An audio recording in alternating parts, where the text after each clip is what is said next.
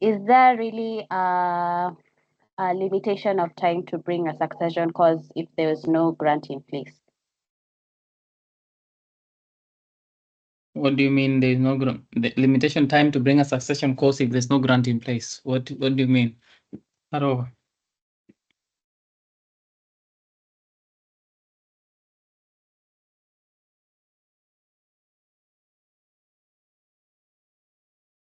again?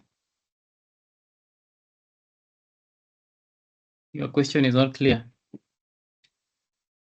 Okay, for example, if the beneficiaries or the children to the estate did not bring any succession cause when the parent or mother died, and it's maybe more than 10 years, can they still start the whole succession the whole succession process? Yes. Okay. You So can't. there's no limitation in time. That's what you're saying. The person is dead. He will not resurrect. He's dead. So his estates must be distributed. So whether it takes 1,000 years, it will still be distributed. So it's not his fault. Okay. The problem is the beneficiaries. They don't want to. To do succession. That is okay. But also remember that in terms of if it is an asset that is unclaimed, if some assets are not claimed within that time, they'll be taken by the government. But of course, there's no limitation of time as regarding how fast or how when you should apply for the grant. But once you make the application, you have 1 year. Once you make the application, you have 1 year to finish the administration. But you can make it at any time. But of course, you've seen that it can take time. We have estates that are still being distributed 40 years later. So it takes time. So there's no time limitation. There's no time limitation, only that sometimes the law requires that you have to finish the administration within 1 year. Okay. Now I understand. Thank you.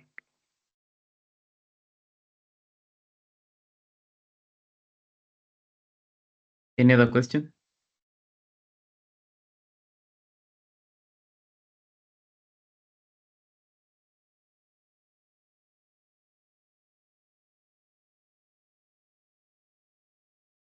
Yes, Benina.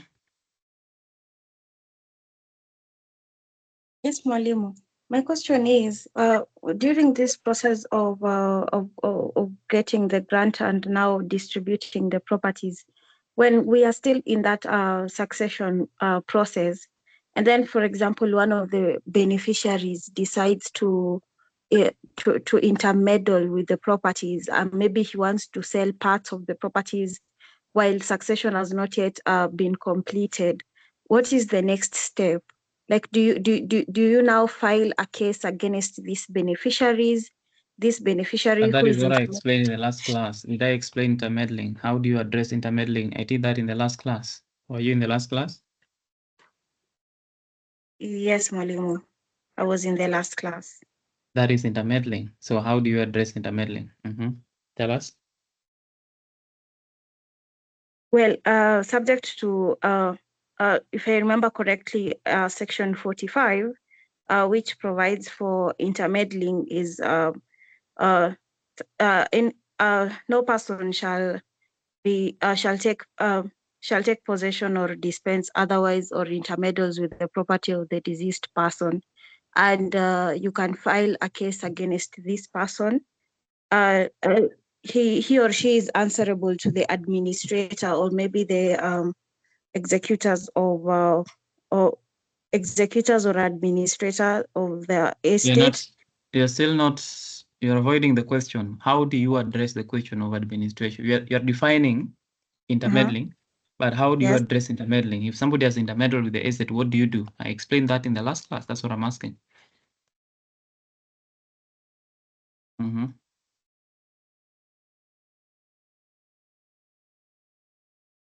Yes, Mwalimu, you can. Okay. No, I can't.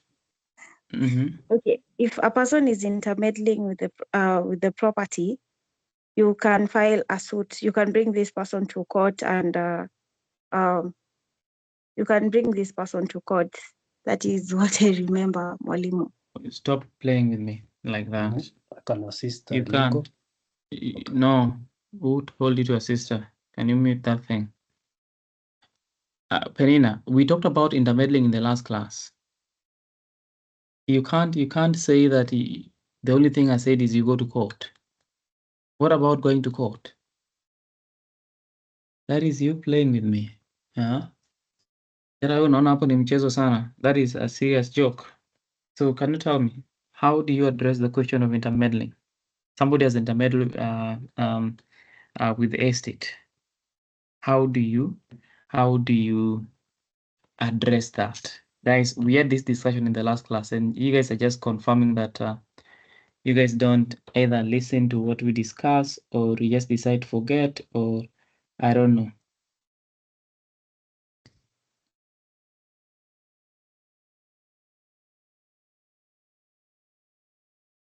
So how do you address, if somebody is intermeddling with the estate, how do you address it?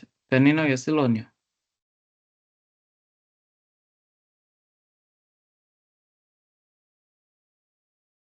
Yes, Mwalimu, when a person intermeddles with the property of the deceased person, the first thing you can do is you can bring this person to court, and he shall be liable of an offense. Bring them under what? You carry them in the vehicle and take them to court, or what? What do you mean bring them? You make an application to court, or you make an application to court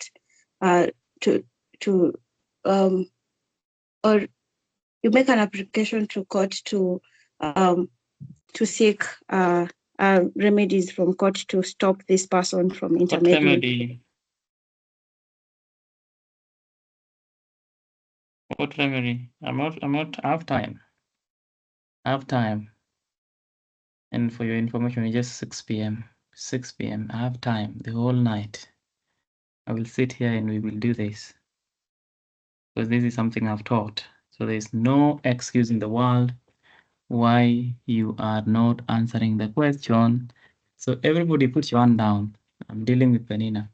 Penina, somebody has interfered with the estate of the deceased person. They have squandered the estate of the deceased person. Now, how do you address that? Or they are squandering, or they have squandered. How do you address that? Okay, how do you go about it? What is the first thing you do? What is the second thing you do? What is the third thing? What are the options? That is what I'm asking you, Penina. So number one.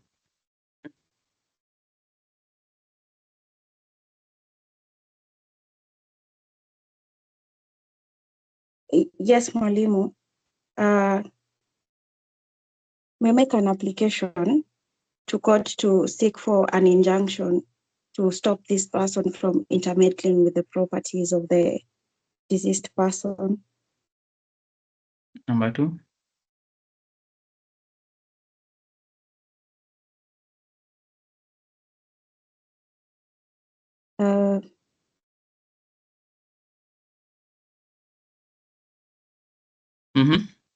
Quickly. Everybody is waiting for you. Everybody is waiting for you. Well, if to the extent of maybe this person has intermeddled, you are obligated to, as the administrator or the executor. That is not a remedy. What is the remedy? What should you do? What are they supposed to do? What are you supposed to do? The first one is an injunction. The second one is?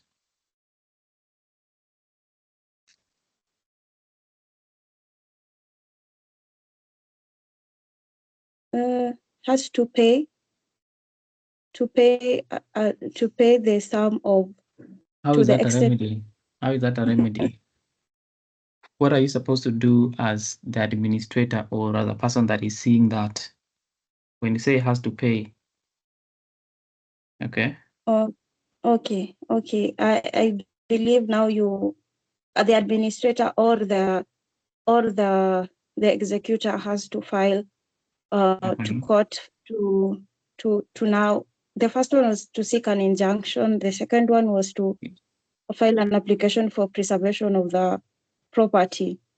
Preservation of the property. I believe That is a limited grant at Collegenda. You're Yes. doing well. You're doing very well. You'll never forget this thing. So the first one is an injunction. The second one is article agenda. The third one is? You said something about them being liable to something.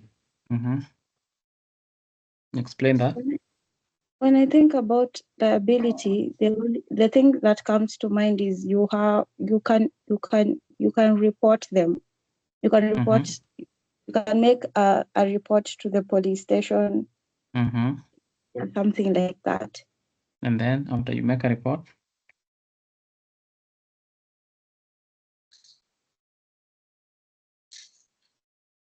After you make a report? Quickly. Maybe they'll be arrested. They'll be arrested, Mwalimu. And then what? I think that is, and maybe they shall be liable to pay a fine. When you're arrested, they do what? You attend my criminal classes. Is that how you answer criminal questions? When they're arrested, they do what? Why are they arrested? So they're arrested and then they pay. Is that how it works? No, they're arrested and then an investigation is being launched. What kind of investigation is? What is the story? The investigation. They are arrested for what? Why are they arrested? For what happens if they're arrested? Come on. They are arrested for intermeddling with the property. And then what? They are arrested and then what? They're being charged. With what? Can you have a complete statement? You're wasting time. Can you make a complete statement? You're wasting time. Mwalimu, I think from there I need guidance. Nobody will guide you. Nobody is going to guide you. Nobody is going to guide you. Just you and you alone. Maingi, Christopher, mute your microphone. So they're arrested and then what? Proceed. They're arrested and then arraigned in court to answer to the charges of being intermeddling with the estate of the deceased person. And then after that? Once they are being charged and they are found that they are liable, to that offense, then they are subject to a fine. Fine. Or? I believe now Section 45 brings forth about 10,000 shillings to or a term of imprisonment. I believe not exceeding 1 year. Those are the remedies. Those are the remedies of intermeddling. Those are the remedies of intermeddling. So nobody will help anyone here, and that is a warning to everybody. Something I've taught, you will say it until you get it right. If you don't, we will sit here and have time. I've told you. I have a lot of time for this one specifically. So, like you said, Penina, the first thing is you can apply to have an injunction issued against this person for intermeddling. So you get an injunction to stop them from intermeddling. Okay, you make an application to have the court give you an injunction against this person for intermeddling. That is the first one. The second one is at any time, you can also apply for a grant Article Agenda Bona. Article Agenda Bona allows you to collect the estate of the deceased person if there is evidence that the estate of the deceased person is at the brink of being wasted. There's chances that this property is going to be wasted away. Chances are that this property is going to be squandered. So you go to court and ask the court to allow you to collect and preserve that specific estate. And then the third one is the question of now the criminal justice. This person is arrested and they are charged with the offense of intermeddling. If they are found guilty, then they are fined to either 10,000 shillings or a fine of a prison sentence of a jail term of up to 1 year. Those are the remedies that you have when somebody is intermeddling. Guys, I mentioned this in the last class. I specifically mentioned this in the last class, and I even remember the exact example that I used. I even remember the exact time I was saying this specific thing and the exact thing I said after I said that. So you cannot forget, okay? You can't forget. And if you forget, I will deal with you. So that is the intermeddling. So Penina, are you answered or do you still have further question? Yes, Mwalimu, I am answered, and thank you for the guidance. I'll not forget that part. Thank you. Perfect. That's what I wanted. So you will not forget that. So nobody will help you. Even for everybody else, you will not be helped. Okay? You can just run away.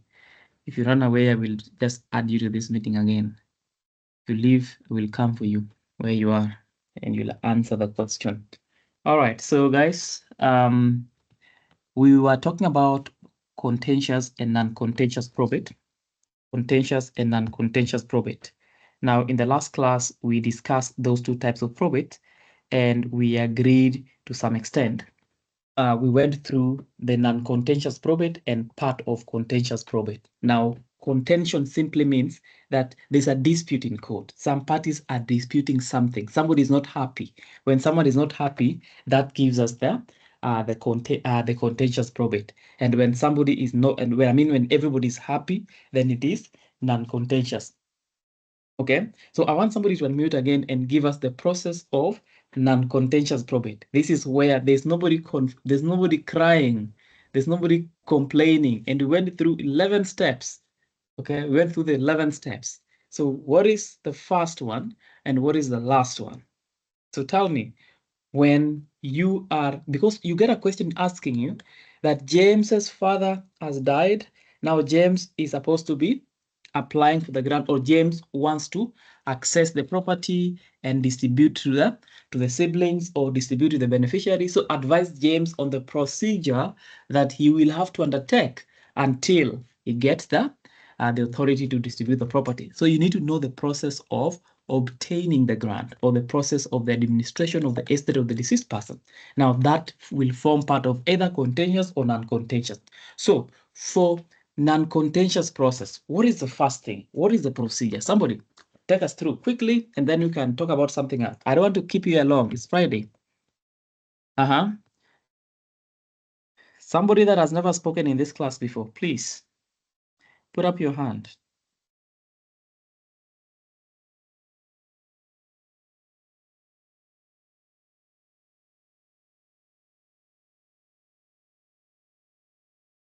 Gloria?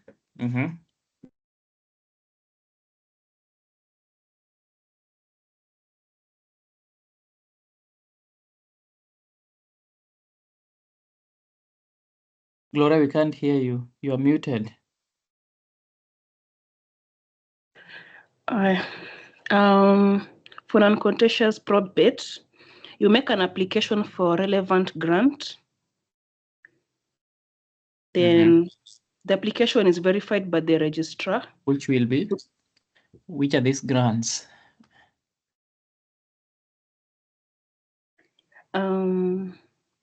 It could be grant of probate or letters of administration. Those are not. I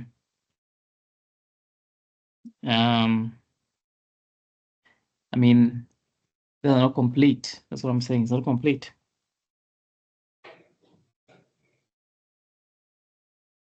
Okay. So I continue. You're not continuing anywhere till you give me the grants. There's nowhere you're headed. So the first grant is grant of probate. The next one is?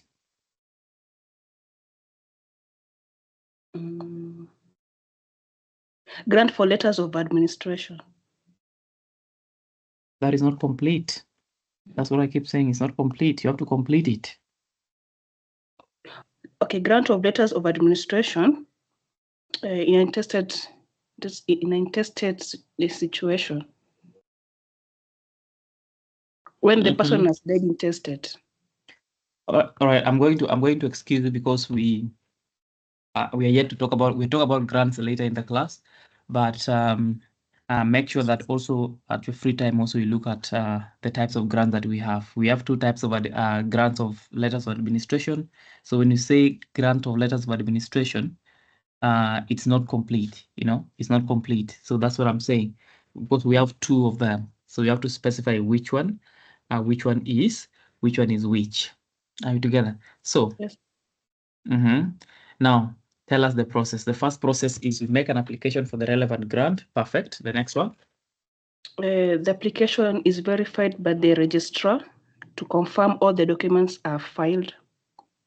All right. The documents are this verification process where the registrar the person in charge of the registry, which usually is the registrar, will confirm whether you have filed all the relevant documents, you have filed all the relevant documents, you have filed, you've attached everything that is required, and of course you've paid the fees. I mean the charges for the filing fees and everything else. After that, what next? The file is placed before the judge or magistrate who's handling the case for actual. When do you put the file before the magistrate, and when do you put it before the judge?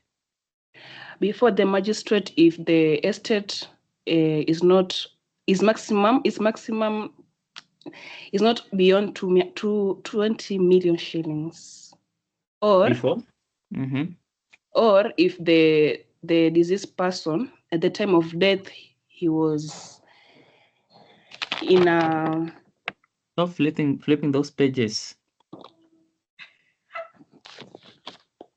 Okay. Stop flipping those pages, because you're getting the wrong information from those pages. So when do you put it before the magistrate, or when do you put it before the judge? Advise your client.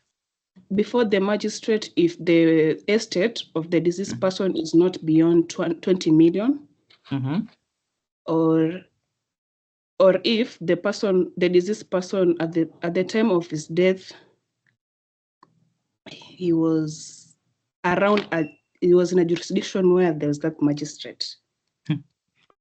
So if he was in that jurisdiction and his estate is 40 million, where is he filing it? To the High Court. So when do you put it in the magistrate court? Because what you're saying is you put it before the magistrate court if it is 20 million and below, and if he died within that jurisdiction. Yes. So if he died within that jurisdiction, he has an estate of 100 million, where do you file it? In a High Court. In the High So Court. when do you file in the High Court, and when do you file in the magistrate court? That is the question. I taught jurisdiction, so you're very unlucky. Today is not your lucky day. So when do you put it before the magistrate, and when do you put it before the High Court? Quickly. Make it simple and quick and direct. Stop flipping those pages. I've stopped. Good. Answer the question now. Okay. In the magistrate court, if because of the pecuniary jurisdiction, which is 20 million, and before the magistrate court, because of the territorial jurisdiction, he was at the time of his death, he was in that jurisdiction where there's a magistrate court. So that's what I'm asking you. If by the time of his death he was in that jurisdiction, but his estate is 20 million, where do you file it? His estate is 50 million, where do you file it?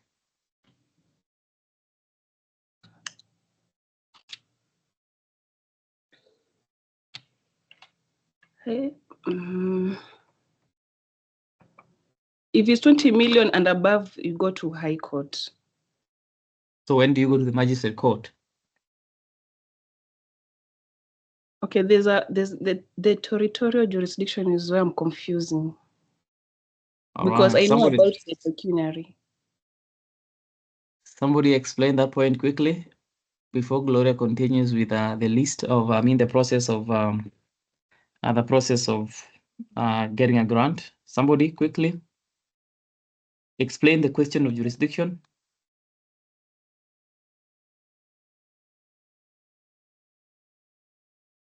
Tianga, proceed.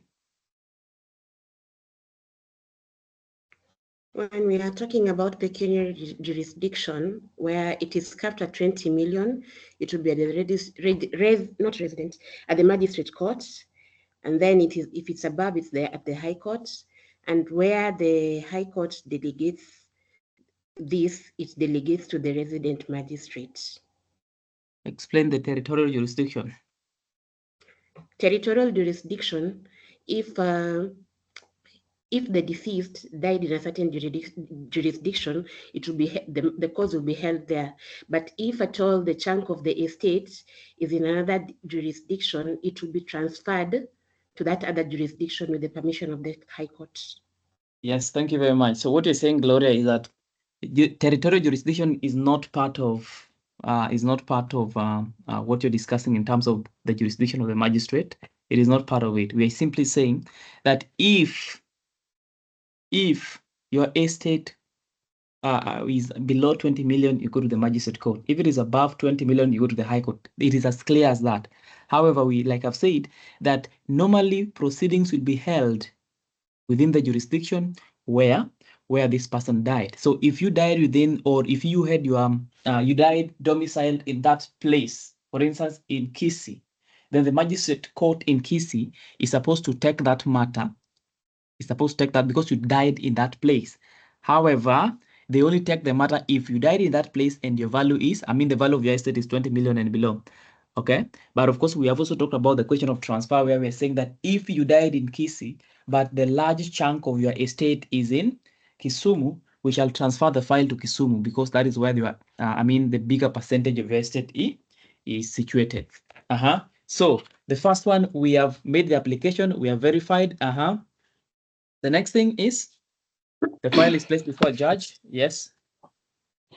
It's placed before the judge to peruse. If everything is proper, then an order for advertisement by the court is made. What happens? What happens to the judge? What happens? What is the judge supposed to do? Propounds the will. Propounding of will. Propoundment of the will, and what else?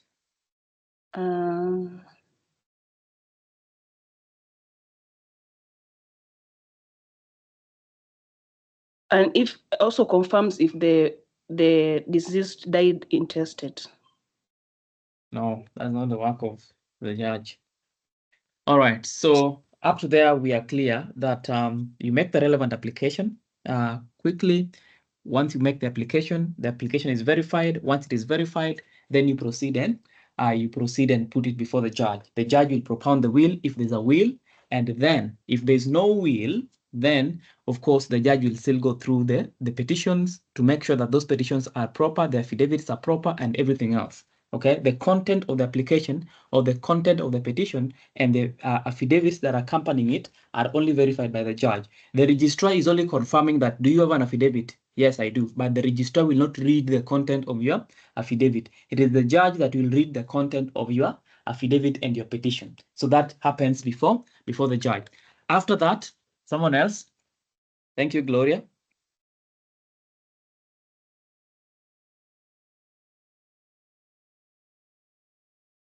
Somebody else. Kamunyu Ndungi. The next one is?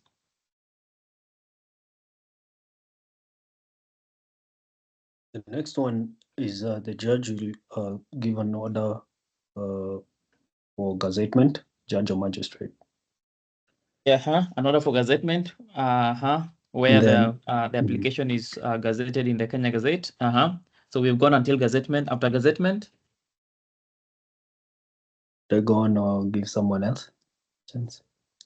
Who told you that? I'd say proceed. Right. So the actual gazettement is done after 30 days. And then the notice is published. Someone else. Notice is published. Gazettement is done. What are you saying, my friend? Somebody else. Someone else, my friend. Somebody else. Let's talk to who? You already said it's gazetted for 30 days, and then you're saying notice is what? Is published again. Gertrude. So, Tianga, Jennifer. Let's go to Tianga. Tianga, quickly. After the gazettement, the interim grant is issued. The interim grant is issued.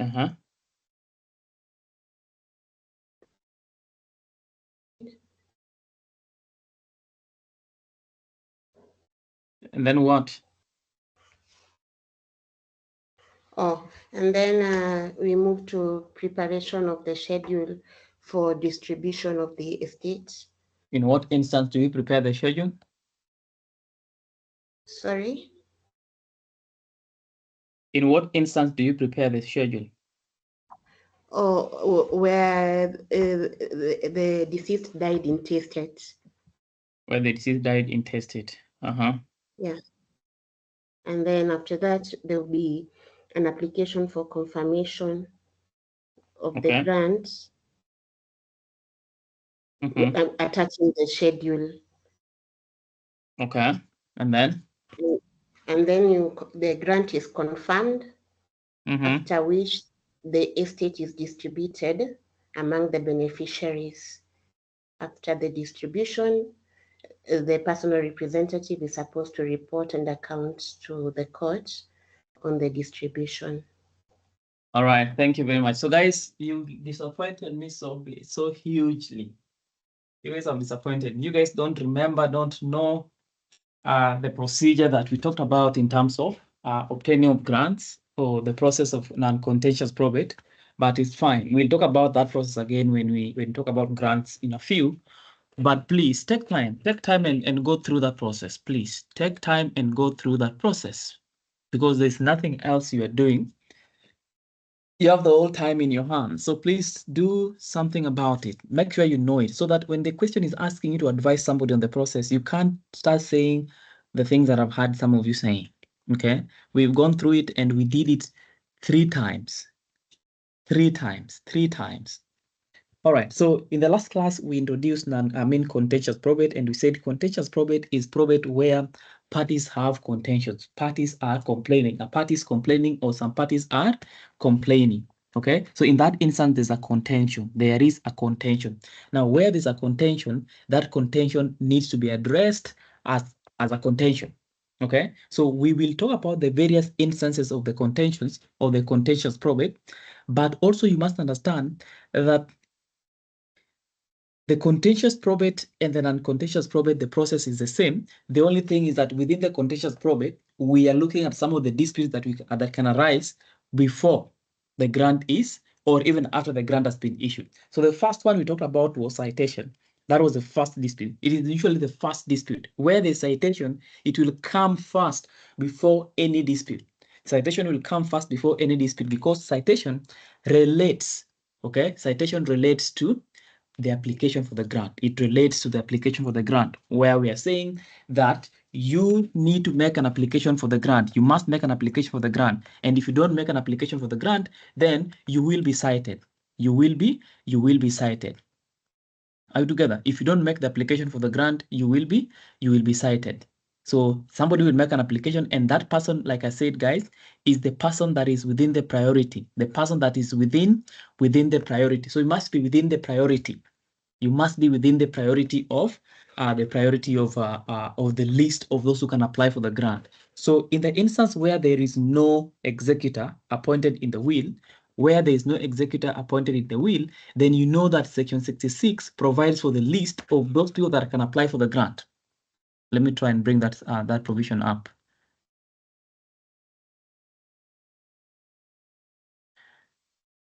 I hope you can see my screen. Let's go to Section 66. Now remember that in terms of where there's a will and the will has appointed the executor, then the executor is the one who is entitled to apply for the grant. The executor is the one who is entitled to apply for the grant. But where there is no executor, then Section 66 now provides for the priority and the list. Okay, the list of those who can apply for the grant. And the very top of the list is the spouse. Okay, the spouse. And then we have the children or other beneficiaries, definitely the children and other beneficiaries. And then after that, we have the public trustee, And then after the public trustee, we have the creditor. Okay. Now, guys, you cannot apply for a grant in respect to the estate of someone if you don't, okay, if you don't fall within the list. If you're not a beneficiary, you're not a spouse, you are not the public trustee, or you are not a creditor, you cannot apply for the grant in respect of the estate of the deceased person, okay? In respect of the estate of the deceased person without the deceased person being a beneficiary of the deceased person. Okay? Easy matanga. Now some of you just go and eat at the matanga and they don't even know the person who died. Na branch tu wanakula wanaenda sana. Hata wajui ni nani amekufa. Siku moja endelea kula kwa matanga. Siku moja utaona. Uta explain why you're eating there. So what I've said is the only person that can apply for the grant is the person listed under section 29 and section 66, which is one and the same, the same provision in terms of who beneficiaries are. And then of course, on top of beneficiaries, now we have the public trustee, who is an officer under the Attorney General's office. And also we have the creditors. Are you together? So you can apply for the grant. So the people that can cite are these people. These are the people that can make an application for citation. These are the people that can make an application for citation.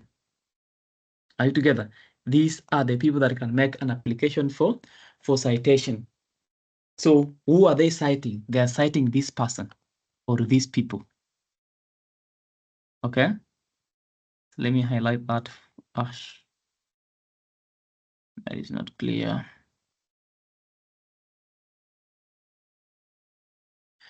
So the people in orange are the citees. They cite the people that are in green. So because the people that are falling under A, they're the first people that are supposed to apply for the grant. It means if they don't apply for the grant, then definitely we are going to cite them. If they don't apply for the grant, we must cite them. Okay, so that was citation. And we talked about citation and the procedure of citation, that you make an application in the relevant form or in the prescribed form.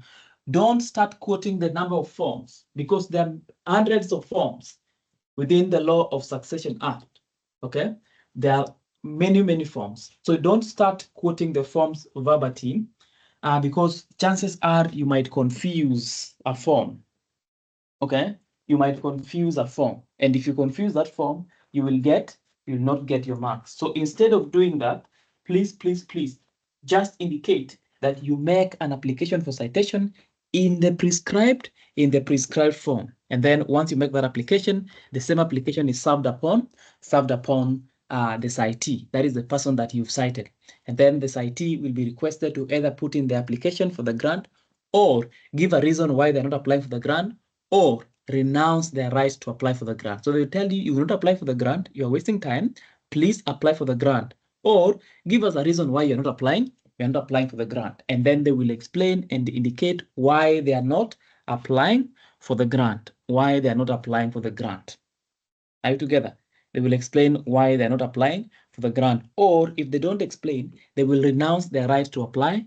Or if they remain silent, then the citee will be told to put in the application for the grant. They will be allowed now to apply for the grant. Now, for that to happen, you must fall within the list of A, B, C, or D. That was citation that we did in the last class. Now, after citation, the application is made, okay? After citation, the application is made. The application is verified, the application is placed before the judge approves the application and instructs that the same be published in the Kenya Gazette, which shall be done for a period of 30 days. Now, the next question, okay, or the next contentious probate is objections. So let's talk about objections. Let us talk about objections. Let us talk about objections. Now, in terms of objections, remember that objections are coming. And guys, before I forget, these instances of contentious probate, you need to understand at what instance do they arise. Objections will not come after the grant has been confirmed.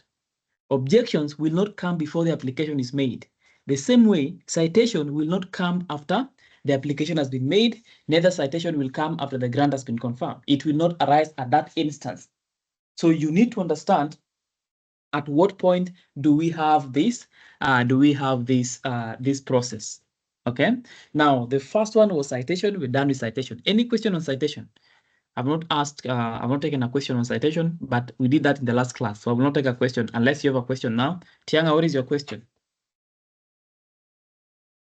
So for instance, where the CITO is a creditor, you've said that if at all the one at the top of the hierarchy is not applying for the grant, the CITO is now allowed to make the application.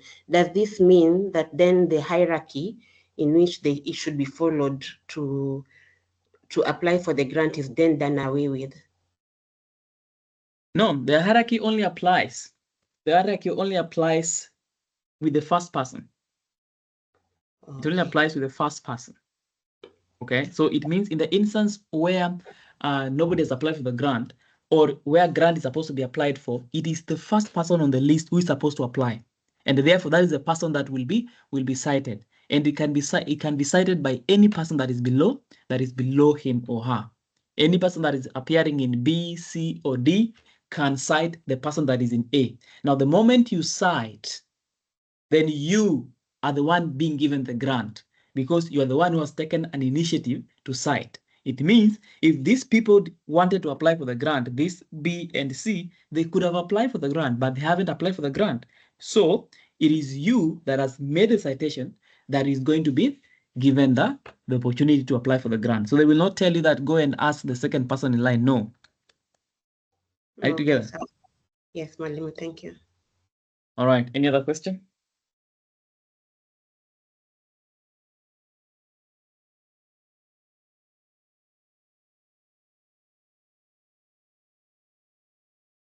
Okay, so let's talk about objections. Let's talk about objections.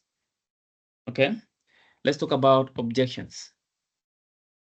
Now, in terms of objections, you first need to understand at what point is objection coming up. Guys, you can hear me and you can hear me clearly.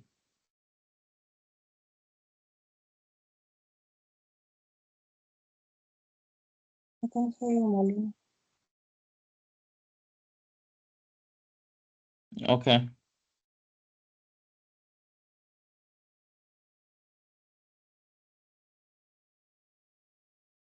Somebody is trying to unmute their microphone. I don't know. They're not speaking.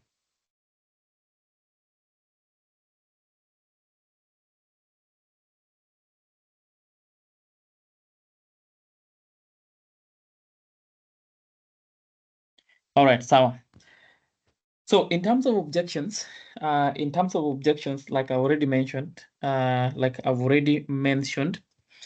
objections will come after the application has been published in the Kenya Gazette. Once advertisement has done, gazettement has been done, once advertisement has been done or gazettement has been done, then usually the notice will be saying the following things: that take notice that Tianga Jennifer has made an application for the grant of probate, or for the grant of letters of administration intestate, or for the grant of letters of administration with written will annexed, okay, in respect to the estate of XYZ deceased. If anybody,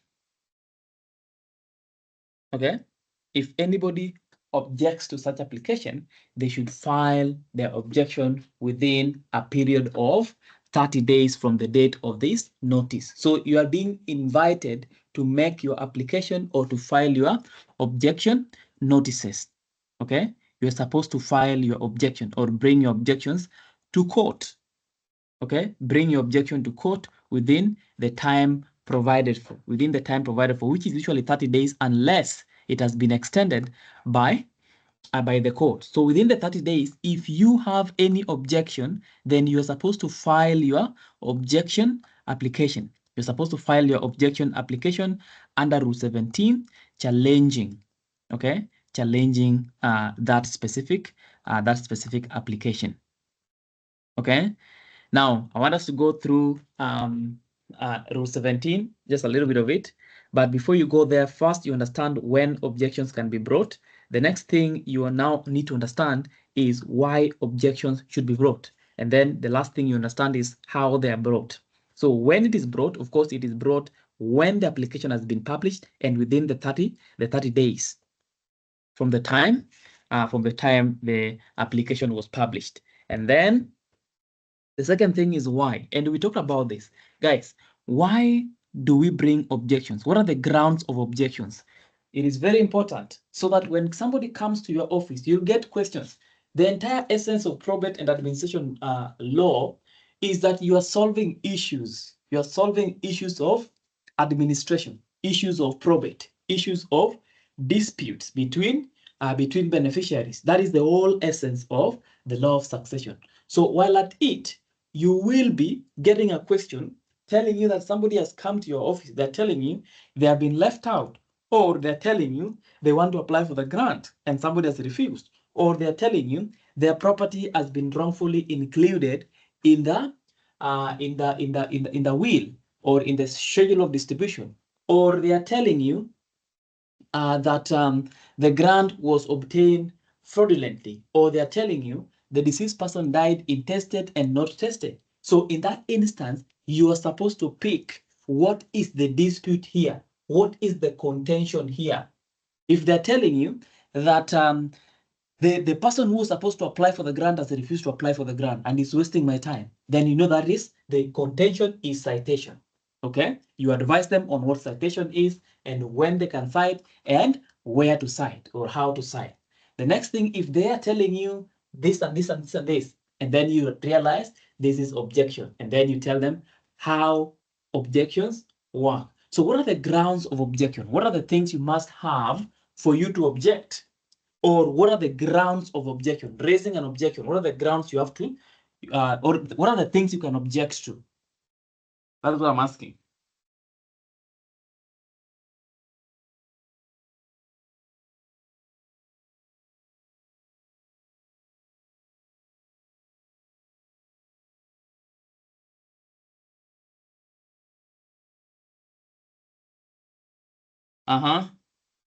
Grounds of objections. Yes, Rachel?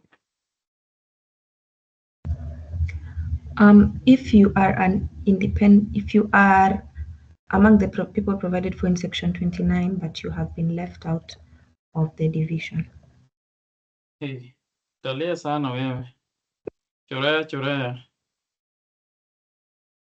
Utalia sana. Ushailia. Mara nyingi. Shailia mpaka huwezi lia anymore.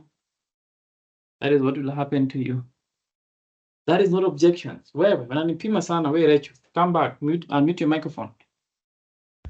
Yes. What is that you just said? Can you repeat what you've said?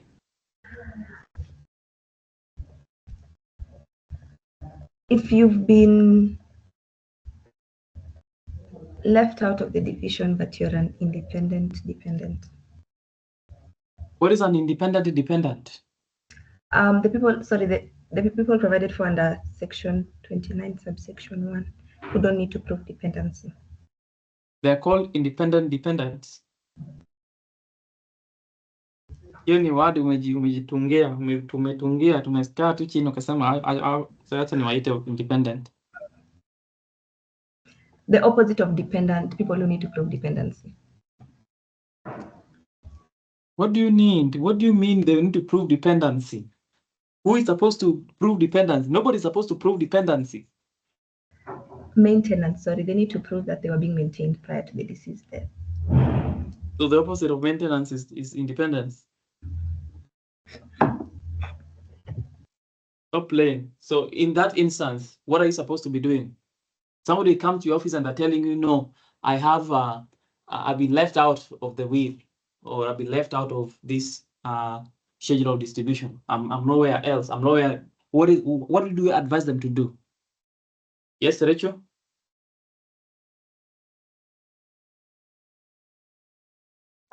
Grounds for Rachel Omondi. Wait first. Rachel Omondi, I'm still with you. Please make it quick.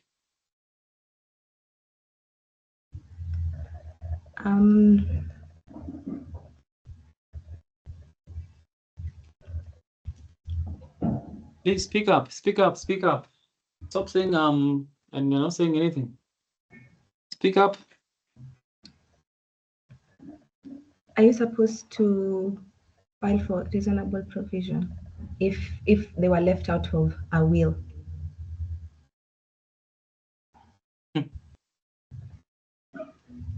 Okay. All right. Kamonyo Ndongi. What are you supposed to do? So are we still talking about objections? So No, I'm asking you in the instance where somebody has been left out. They don't have anything.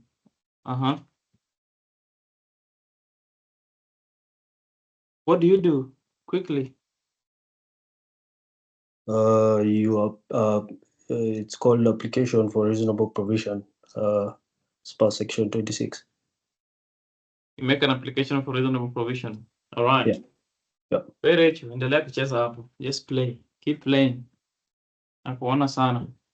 Let's go back to objection. What are the grounds for objections? Grounds or objections. If somebody wants to, what will tell you that this is now objections? What are the grounds of objection? Because you need to understand the grounds for you to advise them to object. So what are the grounds for objections? Number one, let us talk to, guys, somebody who has never spoken in this class. If you've never spoken in this class, it's your time to speak. Say something. Okay, Katho, Alex.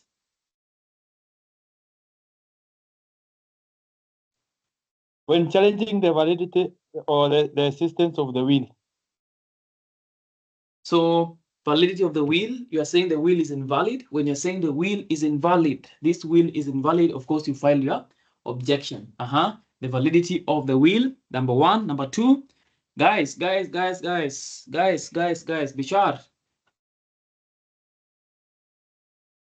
Yes, ma'am. Come again. I can hear you, Mwalimu. I don't want you to hear me. I want you to answer the question. What do you mean I can hear you, Mwalimu? And one of the grounds, Mwalimu, is lack of testamentary capacity. That maybe if the objector is actually objecting the validity of the will, one of the grounds that you can object is the testator had lacked the sound mind. Are you here? What are you answering? What question do you think you're answering? You tell me. The grounds for that you can file an objection. Grounds of objections. Yes, in a contested probate.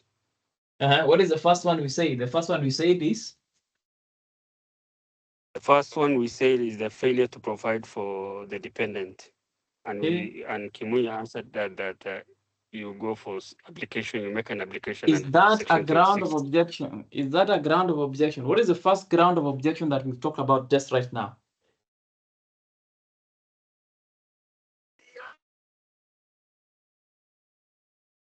What is the ground of objection that we've just spoken about right now?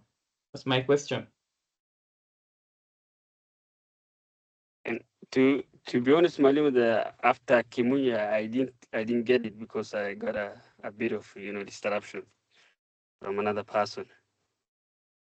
Okay, tell that person to keep distracting you. No, Mwalimu, I apologize. But I will also seek for your indulgence. There is no indulgence, my friend. Tell that person who is distracting you there to indulge with you. All right, let us go to somebody else. So Bishar, we've spoken about the first thing. Okay, we've spoken about the first thing. Whatever you're answering right now, that's why I'm saying that you're not in this class. Whatever you're answering right now has been answered. That is what Katho Alexa said. Katho Alexa said that, hey, the first ground of objection is challenging the validity of the will. The will is invalid. So if you are going to court and you're challenging the validity of the will, then, okay, that is a ground of objection. So if somebody comes to your office and they're saying, this will is invalid, it was not attested, it was not, the testator did not have the capacity, all the things you're saying, that is a ground of objection. Number one. Number two, now give us number two, Bishar. Number two is? The second ground of objections?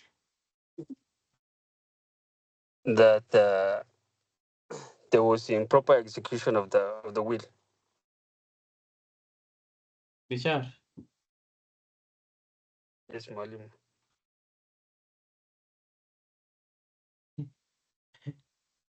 So what is the effect of a will being improperly executed? What is the effect of that?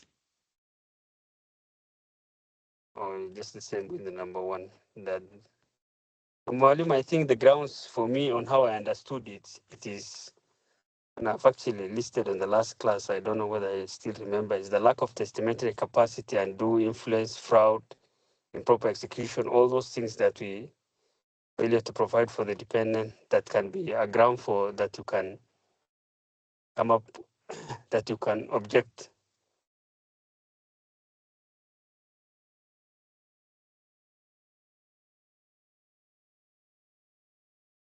Bishar, you're not in this class. Calm down, relax. Let us go to the second person. Banafa Abdul. What are the second grounds of objections? The second ground, the first ground is validity of the will. The will is invalid. It could be invalid because of many reasons. It is not attested, it is not executed, the deceased person did not have capacity. The will is invalid. Validity of the will, you will object. Number two is what? What is the second ground of objection? Banafa? You'll be objecting to the validity of the executor or administrator. The what? The validity of the executor or administrator. So what do you mean validity? Can a person be invalid? Can you say this person is invalid? Banafa is invalid. Can you say Banafa is invalid? Use another word. You're basically you are objecting to that particular executor petitioning. Basically, if I can rephrase it that way. Okay. So what you need to say is the competence. This person is not competent to, is not supposed to apply for the grant, is not competent to apply for the grant. The competence of the administrator or the competence of the proposed, the applicant, really, the applicant or the proposed administrator. So you're saying that this person is not supposed to apply for the grant. He's not supposed to apply for the grant. Are you together? Yes. All right.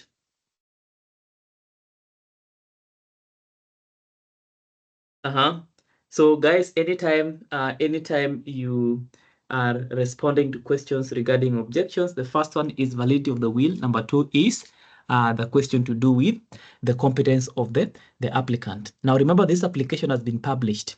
Okay, it has been published in the Kenya Gazette. What is it saying? That take notice that Bishar has made an application for letters of probate in respect to the estate of this person deceased. Now, if you are objecting to that, file your objections within 30 days. So one is, what is the first reason why you'll be challenging Bishar's application? The first one is the will is invalid. If it is a grant of probate, it means there's a will. You will say the will is invalid. The will is invalid, is not properly executed. That is number one. Number two, you could be saying that Bishar is incompetent. Bishar is not a competent applicant. Okay, why is Bishar not a competent applicant? Number one, Bishar is not anywhere on the list of the priority. He's not a spouse, he's not a beneficiary, he's not a public trustee, he's not even a creditor. Bishar is just a foreigner, maybe the uncle to the uncle of the deceased person's grandmother. Okay, so you can't apply if you are that kind of person. So you must be within the list of beneficiaries that are approved 29, and also you must also adhere to the list, as well as if Bishar is a beneficiary. Sorry, let's assume that Bishar is a creditor. Bishar cannot apply for the grant as a creditor if the spouse is there. So the spouse will object and say, no, I'm the one in priority to apply for the grant. I am the one in priority to apply for the grant. So you are challenging this person should not apply for the grant, number one. Number two, they are not entitled to a grant, or they are not in priority. Get those two things, very important. Number one, 100% they are not supposed to apply for this grant, or they are not entitled to any grant. Number two, they can apply for the grant, but not now. They are not in priority. Are we together? That is the second reason under which you can make an application for objection. You're challenging the competence of the applicant, that they are not supposed to apply, that you are the one who's supposed to apply. Okay? I'm going to explain that later. What is the third reason? Osman Hamed. What is the third reason? What do you think is the third reason? Mwalimu, I can say when the applicant is concealing material facts and when obtaining the grant.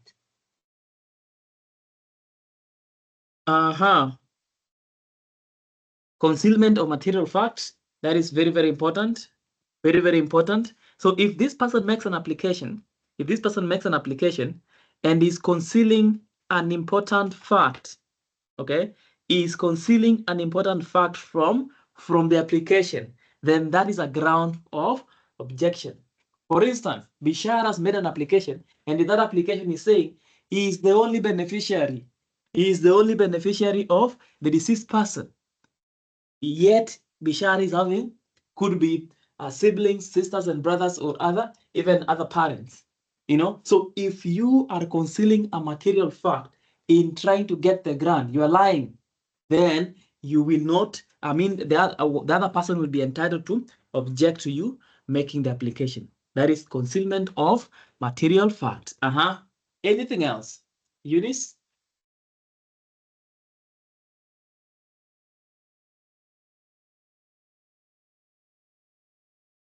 Eunice?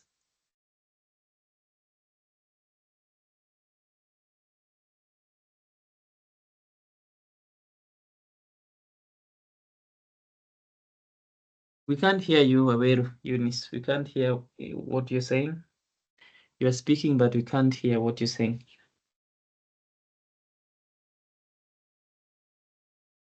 Okay. Anything else? All right. So in terms of objection, another ground is when you're challenging the existence of a will. You're challenging the existence of a will. The first one, you're challenging the validity of the will. It means you're saying the will is there, yes, but the will is invalid. The second instance, you're saying the will is not there. You're challenging the existence of the will. So if this person has applied for a grant of probate, claiming that there's a will, you can come to court and object and say, no, there is no will. Okay? There is no will. At the same time, if there is a will and the person is saying there is no will, you can object by saying, yes, there's a will. Are you together? So those are the grounds of objection. So again, I'm going to repeat them so that you understand. If you've not captured them, you need to capture them, because I will ask you again in the next class and you will not get them and I will not be happy. Okay? I like being happy all the time. So please, don't make me worried. Please, please, please don't. So the first one, challenging the validity of the will. Challenging the validity of the will. Number two, the competence of the applicant. Okay, the competence of the applicant. This applicant, for instance, maybe is no longer mentally capable. Number one, is no longer mentally capable to apply for the grant. Number two, is that he's not supposed to apply for the grant. He's not entitled to a grant. He's not entitled to a grant. Number three, is entitled to a grant, but is not within the priority. Is way down or is lower in priority. Is lower in rank. So is number three or number two. So he must leave number one to apply first before he can apply for the grant. That is the second reason when you can apply for, you can make an application for objections. The third reason is where you are challenging the existence of the will. You are saying the will is not there. The will is not there. You are saying the will is not there. Okay? The existence of the will. Very important. You're challenging the existence of the will. Okay? That is the third one. The fourth one, of course, there's a concealment of a material fact. Concealment of a material fact. And I've said that in that application, there are certain things you will be saying. The first one will be saying the deceased person died, and then you give us the relationship between you and the deceased person. For instance, you're saying the deceased person was my husband, and we know very well that this person wasn't your husband. Okay, we shall go to court and indicate to the court that you are lying, you are concealing a fact. Or if you're saying that you are the only beneficiary, yet the deceased person was filling the earth religiously, then you can't have the application approved in your name. So concealment of material fact is a ground of objection. And then, of course, in the instance where somebody is, you're asserting the existence of a will, saying that there's a will, or challenging the intestacy or challenging testacy. You can be challenging testacy or challenging intestacy. Challenging testacy simply means you are saying there's no will. Okay? You're saying there's no will. Or challenging intestacy simply means there's a will. You're saying there's a will. So that is the ground of objection. The next question is, who can apply for, who can make an application for objection? Who can make an application for objection? Somebody read for us. I want you to read 17:1 and 2. That is all I want you to, what I need you to read. 17:1 and 2. If you can see my screen, let me enlarge it a bit. Yes, there.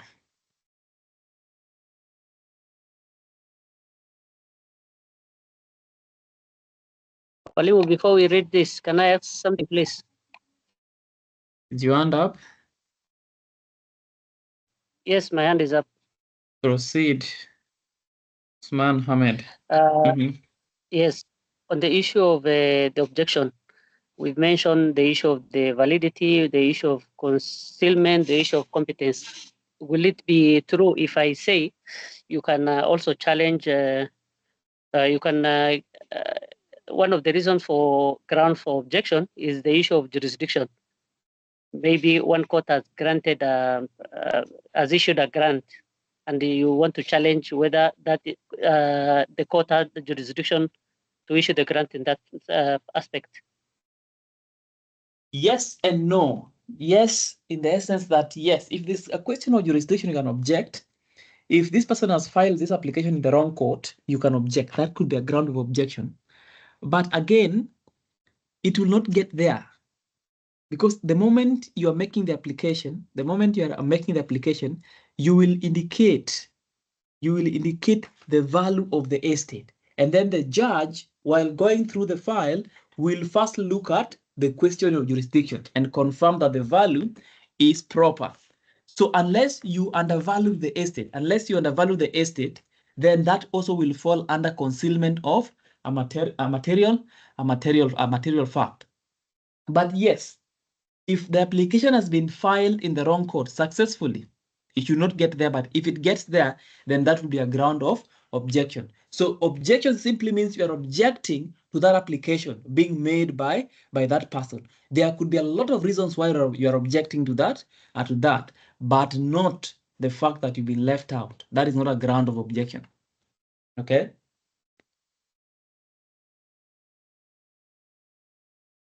So yes, it is a ground, but of course, unless the examiner has told you specifically that it was filed in the wrong court. If it was filed in the wrong court, yes, it is a ground of objection. All right, I hope I've answered your question. Now, let us go to the question of, I want somebody to read for us. Somebody was reading. Somebody.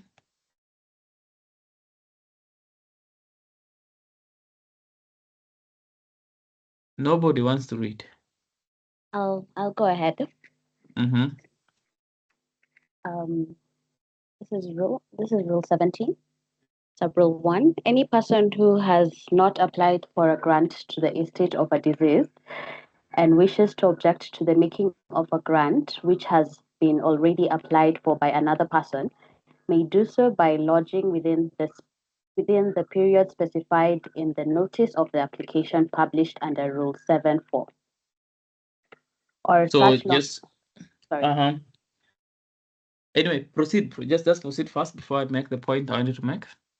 Okay, so they'll do so by lodging under Rule 7.4, or such longer period as the court may allow, either in the registry in which the pending application has been made, or in the principal registry, an objection in Form 76 or in triplicate stating his full name and address for service, his relationship, if any, to the deceased, and the grounds of his objection. All right. So objections must be in Form 76. But I'll say don't go to that exam quoting Form 76. You might get it wrong. You might say 71 or 78 or 72 or 86 instead. So in that instance, you will lose marks. So don't go quoting the forms if you don't know the forms. So in the prescribed form, okay?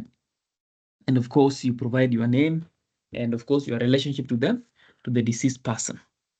Okay, so that is the form and the mode of objection. That is the form and the mode of objection.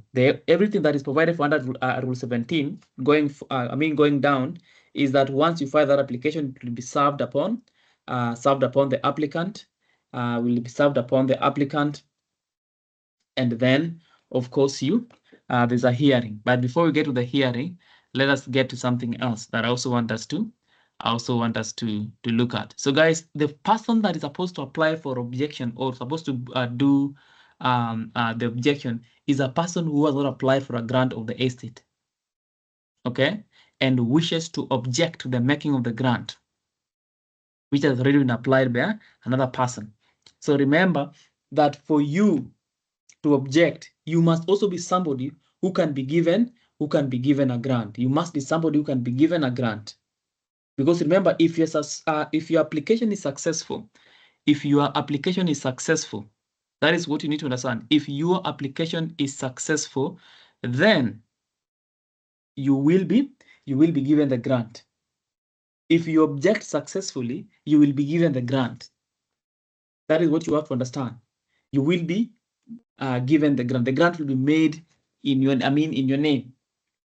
So let me explain why. Let us go to Rule 5.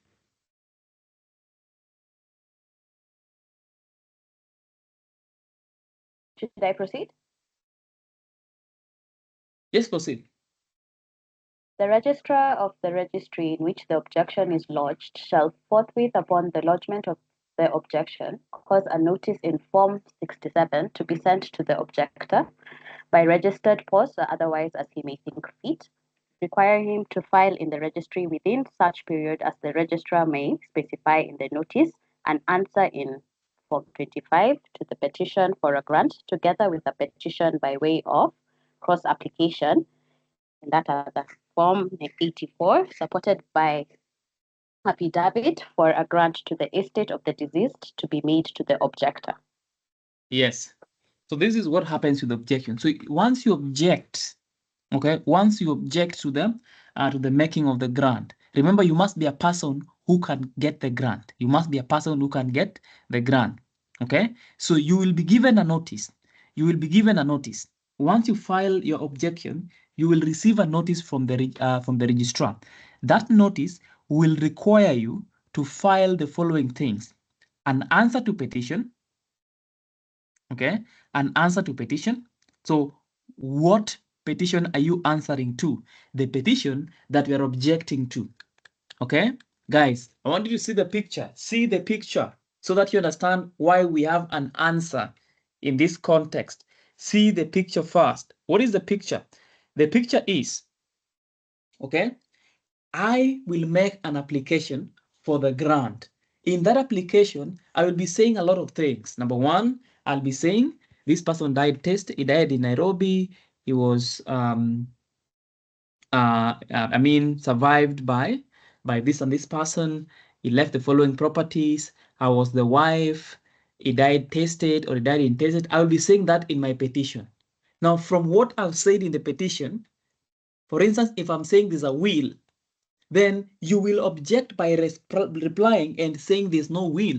Your ground of objection would be there is no will. So you first have to answer my petition. So when you are answering my petition, which you're objecting to, you are correcting whatever I said wrong. For instance, if I said in my application that I'm the only beneficiary, in your answer to petition, you will be clearly indicating that I am not the only beneficiary, and you give evidence to that. If I said that there was a will, in your answer to petition, you will say there was no will. So an answer to petition, which will outline your grounds of objection. I mean, will give an answer to the petition depending on the ground of objection that you are relying on. And then after you do that, you will also file this. Let me highlight it for you. A cross petition. Okay, a cross petition. Now this cross petition now is like you are now being told, now make your application. It's like if it's in a class and somebody gives gives an answer, and you carry up your hand and you say, no, that is a wrong answer. The teacher will tell you, now tell us the right one. Now, if you are saying that my application for objection is the wrong application, then give us the right one. That is what the registrar will be telling you. Give us the right one. So that if if your application for objection is accepted, then your application will be the one being published. I don't know kama tunaelewana, guys, because I want you to understand how the procedure of objection. So you respond to my application, and then you put in your own application, which is a cross petition, a cross application for the grant. So both of us are applying for the grant. Okay. So if my application is upheld, it means if your objection fails, then the court will give me the grant in my name. But if your objection, is successful, if the objection is successful, then the court will first throw away my initial application, and then now the court will admit your application, and then the court will direct that your application be the one to be advertised. I don't know kama tunaelewana, but if we're not understanding each other, this is the time to understand. Put up your hand.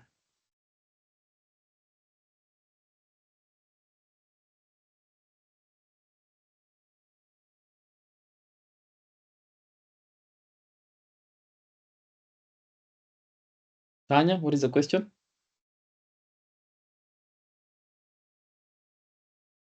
So I'm just trying to get this process right. The registrar is going to send this notice to me, the objector, asking for me to asking me to file this answer, and now I will file this answer in that prescribed form, together with a petition for grant, and together with a petition for grant and a petition of a which is a cross application. No, it is a petition in form of a cross application. It is a cross application, which is a petition. It's one document. Oh, and that cross application has the answer. Where? Or those are two different documents. Can you see what I've highlighted? Yes. Read it. Start here. Let me highlight all of it. Read it, pole. So the registrar will require him to file in the registry within such period an answer in Form 25 to the petition for an answer in Form 25 to the petition for a grant. Okay. Together with a petition by way of cross application supported by affidavit. Okay. Okay, so those are two documents I'm seeing there. Is your question answered? Yes.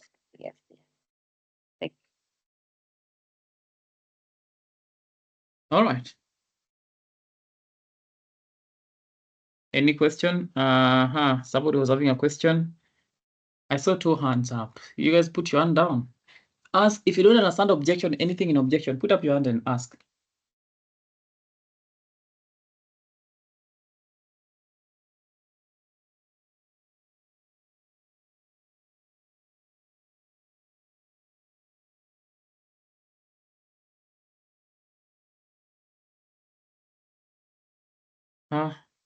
Guys, is that a confirmation that we are together?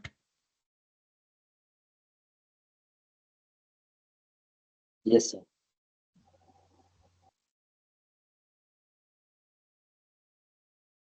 All right, and that's okay. Now, let us go and talk about something else. Now, what happens after that, guys, is that there's a hearing for the objection. So at the hearing stage, you'll be asked, you, the applicant, why did you say you are the only beneficiary? And the applicant will say, yes, because I'm the only beneficiary. You, the objector, why did you say there are other beneficiaries? The objector will bring evidence. Now, if the court agrees with the objector, the court will throw away my initial application or the initial application, and then the objector's application is the one that will now be adopted, and then it will be advertised.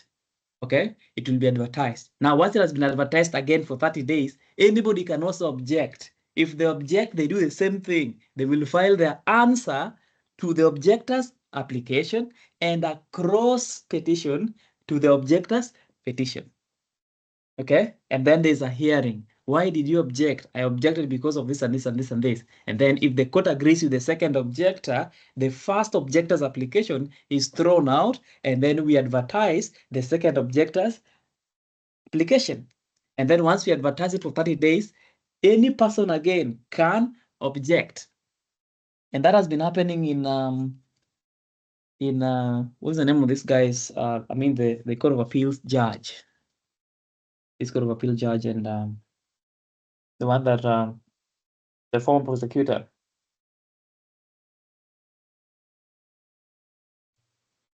Murgo. Yes, Murgol. Thank you. So Murgol's family, they're yet to distribute their estate. 20 years later, is objection after objection, objection after objection. The file is, you can't even lift the file. It's too big. Okay? Because you can object forever. You can object forever. If you are 1 million, 1 million beneficiaries, each of you can object until Jesus comes. You're still objecting. It can take 40 years, 50 years of just objection, objection, objection, objection, objection. You object today, of course, that objection will be dealt with by end of next year. After end of next year, you object again, 2027. You object again, 2030. So that is what happens. So you can object as many times as you want. So that is a procedure of objection. So we have understood who can apply for objection. You must be somebody who is entitled to a grant but has not applied. Number two, what are the grounds of objection? We have talked about the grounds of objection. Then how do you apply for objection? Then of course, you make an application for objection in the prescribed form in the relevant registry. And then of course, once that has happened, then the objector will receive a notice to file two main documents. The first one is an answer to petition, which is in Form 25, responding to the issues that is having with the initial application. Why is he objecting? He will respond to those issues in the application. And then we also have what we are calling a cross application or a cross petition. It's the same thing. These applications are notice of motion. Is application for grant. Application for a grant is done in a petition. So just when somebody says application for grant, they're not saying notice of motion. They're just saying a petition. If you're told to prepare the application, even in probate, prepare the application. If it is application for grant, it is a petition you're preparing. Okay, so those are the two documents that this person will file. And then there's a hearing, and then if the court upholds the objection, then the objector's application is advertised and gazetted. And then if there's no objection after that, he will be given the temporary grant. Hugo Chonjo.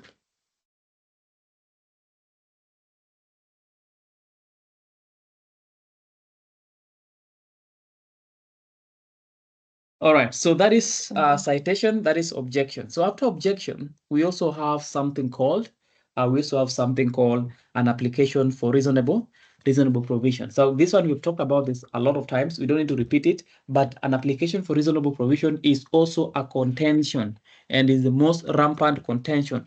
Somebody will come to you and they will say they have been left out of the will, they are beneficiaries and they've been left out of the will, or they've been left out of the will, or they've been given something that is not adequate. Okay, so somebody answer this question quickly. Somebody answer the question quickly. Number one, somebody comes to your office and they're telling you that they've been left out of the will or intestacy, or they've been given something that they consider to be inadequate. Okay? What do you do? What are the considerations you make? What are the considerations that you'll make in that circumstance? Somebody tells you that whatever they have is inadequate. What are the considerations that you will make?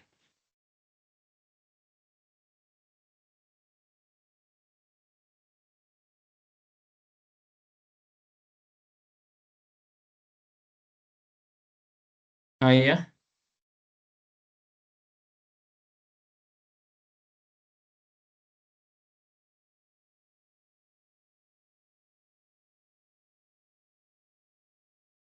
Mulindwa, let's start with you. One of the considerations you'd have to make is to show that the deceased was maintaining the person who was left out. So either you have receipts. Chorea, maintain. Vile umesema maintain hapo penye umekaa.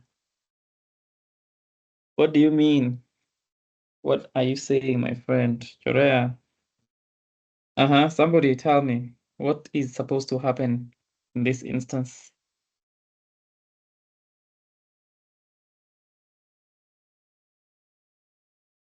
Okay.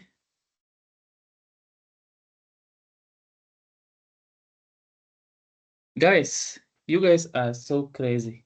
Guys, I've discussed this thing 4 times. 4 times. This is the 7th class, but I've discussed it 4 times, but nobody's having their hand up. Hey. What do you suggest, guys? Do we adjourn and give you time to read about it and then come back later? Or do I just proceed and talk and then we can talk, discuss it later? What do you suggest? Somebody give me a suggestion.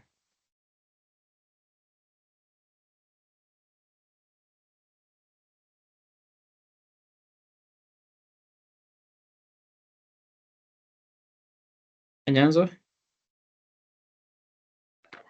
Okay, so when approached by an individual claiming reasonable provision or that they were not well provided for, first we must ascertain whether they fall under the category of dependents as defined in Section 29 of the Law of Succession Act.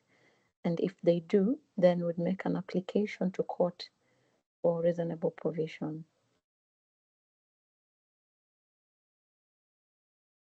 What is the first consideration you're making? Whether they are dependents as according to Section 29 of the Act. Okay, they have said that according to them, they are wives. Okay, how do you debunk that? They're saying they're wives, that this person was my husband.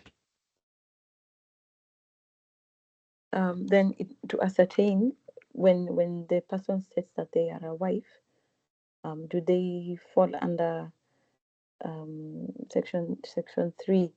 Are they wife by marriage? There's a marriage certificate. Was it customary? Or is it the woman under Section 3(5)? Then based on where the category in which this person shall fall, then we shall be able to proceed. If they do not fall under any of these categories, then they would not be considered. Okay, perfect. What other consideration do you make? So you've considered that they're dependents. What next?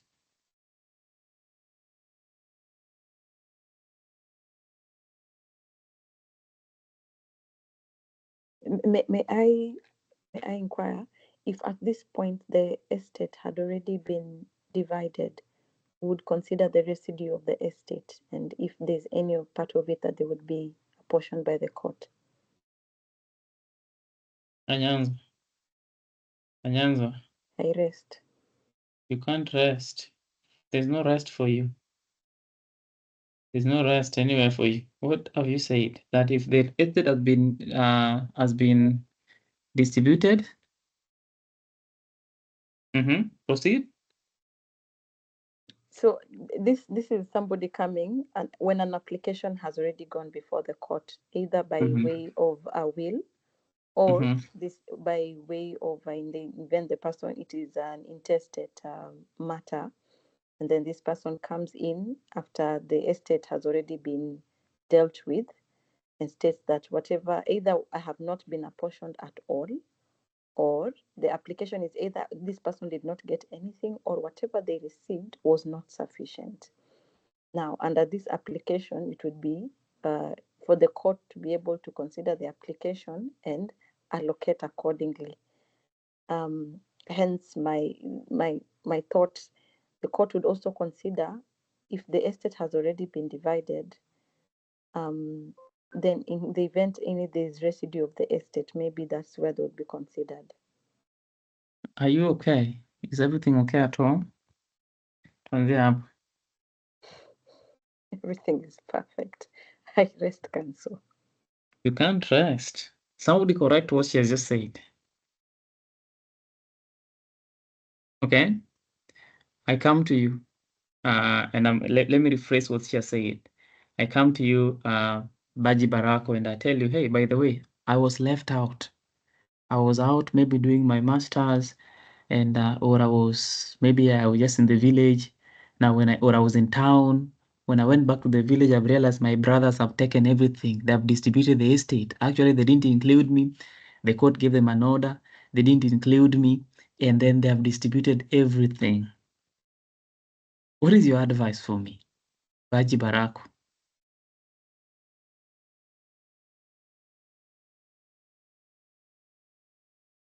Baji? We can't hear you. You are not speaking. You are unmuted, but not speaking.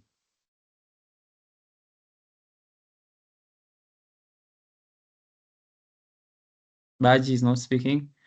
Anybody else? We need to help Anyanzo there. What is your advice to me? Mulindwa, redeem yourself.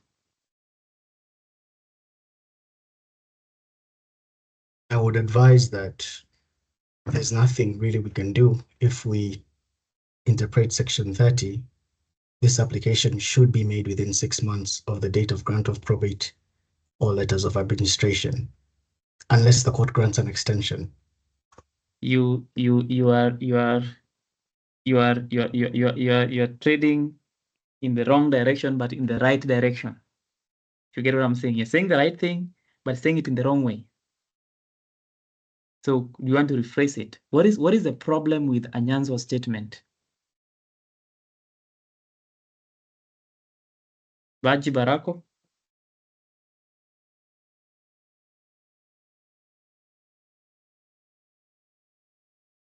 Alingo Penina?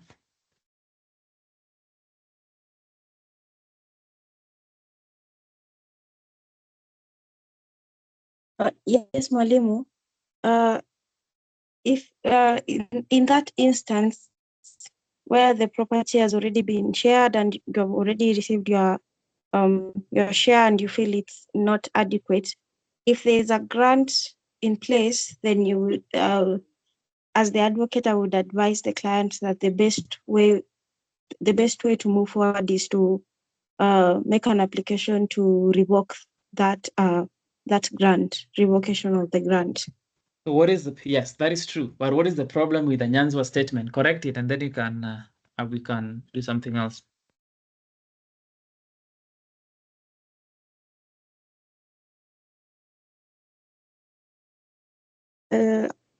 Anyanzo's statement on residue of the estate of the deceased, is that correct, Mwalimu? Yes. I believe, Mwalimu, when the estate of a deceased person is being shared, the residue goes to maybe the surviving spouse.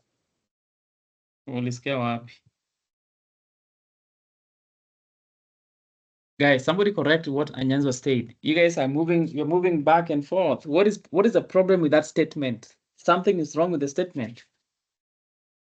This is what Anyanzo said. Let me rephrase it so that you can answer it. If this person comes to your office and they're dependents, you will make an application for reasonable provision.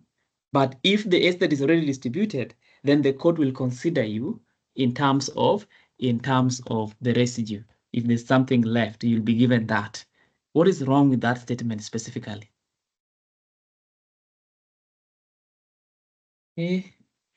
Are you guys part of this class?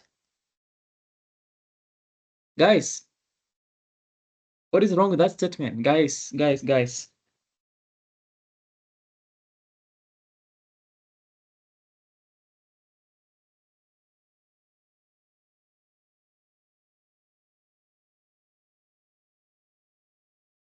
Tianga. There's a try on Mwalimu. If there's a residue on the estate, the court cannot just give it to the applicant because it's supposed to be subjected to the laws of to the procedures for intestate. Guys, you guys are breaking my heart. I don't remember the last time my heart was broken like the way you're breaking it right now. It is very, very hard for someone to break my heart. Very, very hard. Not easy.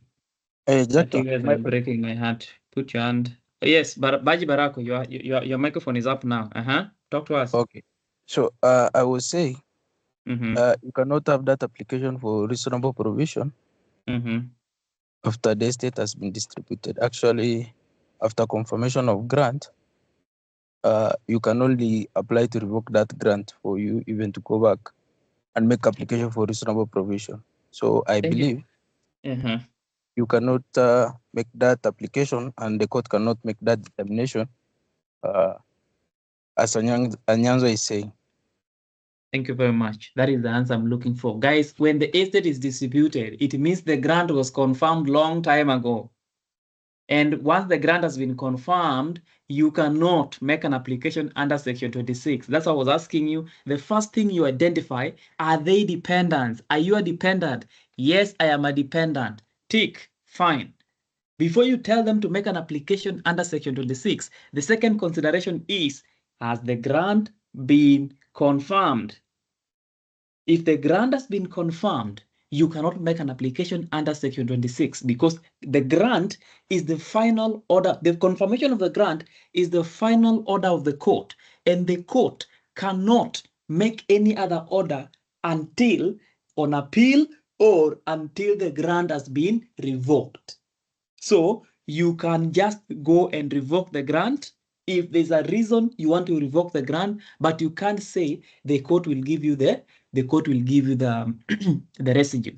So that application cannot come after the confirmation of the grant. Are we together? So please make sure you understand that point. And I keep saying it all the times. The considerations are you a dependent? Are you falling under Section 29? Yes, I am. Okay, well and good. But before we make the application, are you sure whether the grant has been confirmed or not? Yes, the grant has been confirmed. Tick. Then in that instance, you can only revoke the grant, but you can't apply for reasonable provision because the grant has been confirmed. Anyanzwa, tuko sawa? Tuko sawa, thank you. Okay.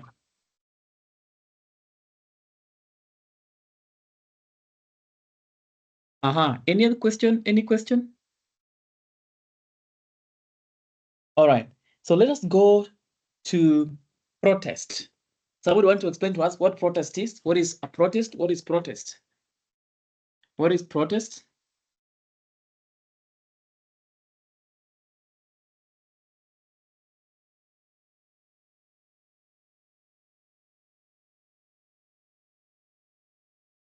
Somebody tell me, what do they understand protest to be? Quickly, guys.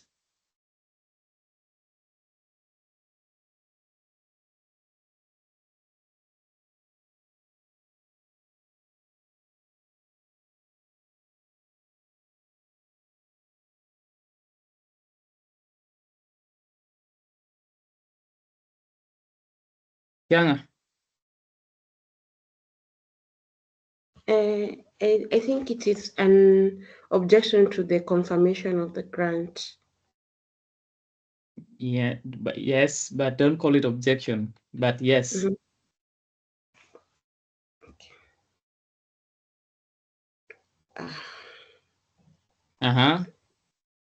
Yes, Banafa, you want to add something? Yeah, I wanted to say that it is an application which is made within the 6 months after the lapse of the 30 days, whereby one is probably challenging the fact that they were not included. Okay. You could be, you could be protesting the fact that you have not been included in the after the temporary grant has been issued within the 6 months. All right. Baji Barako, you want to add something so that I can talk about it?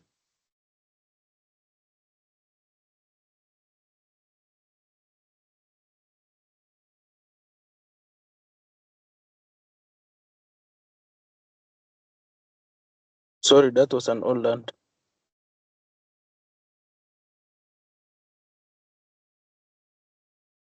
All right. Perfect. Lovely. Now, let us go to the procedure. Now, make the application. Okay. If they don't make the application, cite them. Okay. Once the application is made, it is verified, placed before the judge. After it has been placed before the judge, then an order for gazettement is made. It is gazetted. Are you together? It is gazetted. Once it has been gazetted, if you have an objection, you object there. And then after the objection process, or after the 30 days, there's a temporary grant that is issued. The temporary grant is issued. Okay? Now, after the temporary grant is issued, you as the person having the temporary grant, you will have 6 months, okay? 6 months, maximum of 6 months to apply for confirmation, for confirmation. So why is the court giving you 6 months? Why are you being given time to apply? So the court allows you time so that you can organize yourself. Because remember, the grant cannot be confirmed until the court is sure on what each and every person will get. So within the 6 months, if there is no will, then you're supposed to come up with what you're calling the schedule of distribution. If there is no will, you're supposed to come up with a schedule of distribution. The schedule of distribution.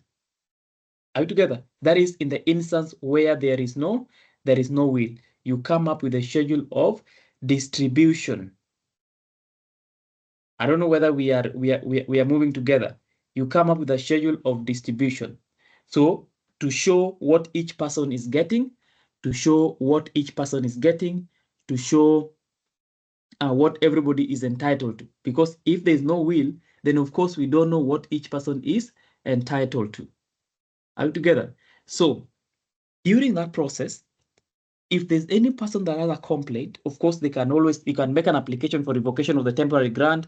The temporary grant can be revoked at any time. Okay, the temporary grant can be revoked at any time. You can make an application to revoke the temporary grant if you have a problem with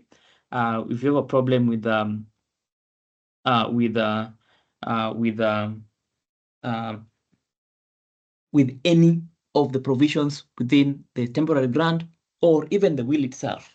You can make an application for the revocation of that grant. All right. Now, after that, you make an application for confirmation and you attach, okay? You attach the schedule of distribution or the will. You make an application for confirmation that, yes, we have agreed to confirm the will. So we confirm the grant, everybody is happy, and this is our schedule. Are we together? Now, any person that is objecting, I'm using the word objections here lightly, not substantively. Any person that is challenging the confirmation of the grant, meaning any person that doesn't want the grant to be confirmed, they will put in their affidavit of protest. It is called an affidavit of protest. You are protesting to the confirmation of the grant. You are protesting to the confirmation of the grant. It means if you don't like the grant to be confirmed, you protest to its confirmation. That is the protest to confirmation of grant. You protest to its confirmation. Why? Because you don't want it to be confirmed. You do not want it to be confirmed. Are you together? So why don't you want the grant to be confirmed? Why don't you want the grant to be confirmed? That is a very important question. That is a very important question. Why don't you want the grant to be confirmed? Okay. Now there are various reasons why you don't want the grant to be confirmed. Okay. Number one is, can you hear me? I'm buffering. We can hear you, Mwalimu. Perfect. So number one, why you don't want the grant to be confirmed is there is a realization of a new and compelling evidence. A material evidence has come up. A material evidence has come up. Maybe all along you guys knew you are two siblings, but now there's a new sibling that has come in place. So before it is confirmed, you have to protest that it is not confirmed. So protesting will only stop the confirmation. When you are protesting, it only stops the confirmation. It does not make any order. Protest will only stop the confirmation, and then you will take it further and now do whatever is needed. So if this person has come up at this stage, we stop the confirmation, and then they can now make an application for reasonable provision. So protest will only act as a way of stopping the confirmation. Now, the first ground of protest is this new and compelling or material fact that has just come up, and I've given you that. Something that will change the substance of the grant. So if there's new evidence that will change the substance of the grant, then you will proceed and protest. So that is the first one. New and material fact has just come up. The second one is some properties are left. Some properties have not been included in the schedule of distribution. Some properties have not been included in the schedule of distribution. So if you have evidence that there are certain properties that are not included in the distribution, then that is a ground of protest. You can protest on that end. The third one, some beneficiaries have been left out. Some beneficiaries have been left out. They have not been included in the list of beneficiaries. So guys, I want you to distinguish this with application for reasonable provision. Okay? Now, when somebody has been left out and they want something, you make an order for application. Make an application for an order of reasonable provision. But at the time of confirmation of the grant, you realize that some people have been left out. Then you stop the confirmation by protesting. Once you protested, then these people will now file their application for reasonable provision. Guys, are we together?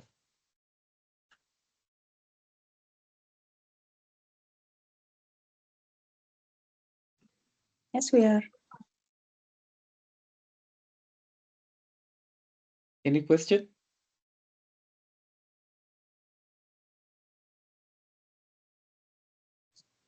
Mwalimu? Yes, proceed. Yes, this is Penina. My question is, so it means that one of the beneficiaries can protest that other beneficiaries have been left out, and then those beneficiaries that have been left out are the ones to make an application for reasonable provision.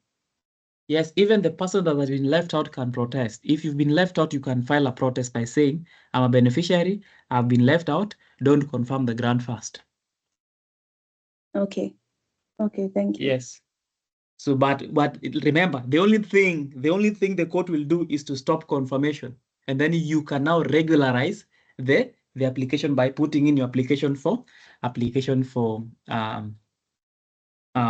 reasonable provision. Are you together? So that is some beneficiaries have been left out. The next thing is there's a suit in court. There's still a suit pending in court challenging the validity of the will, or that the estate of the deceased person is still but the current suit in court. So anytime there's a pending suit in court, concerning the estate of the deceased person that is yet to be determined, you cannot confirm the grant. It could be a suit on validity of the will, could be a suit on objection. So long as there's a pending suit regarding that estate, you cannot confirm the grant. So that is a ground for, that's a ground for confirmation of, the ground of objection to the confirmation of the grant. But it is not the objection, it is the protest, the grounds of, let me use protest so that you don't confuse it. Okay. The next one, or the next ground, is where some properties have been erroneously included in the schedule of distribution or in the will. So if your property has been included, you protest. Okay. If your property has been included there to be distributed, but it is not the property of the of the deceased person, you protest to have that property removed.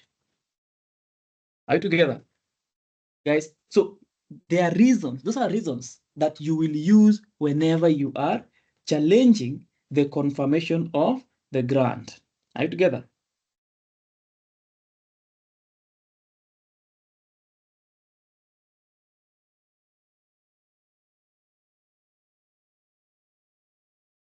Guys?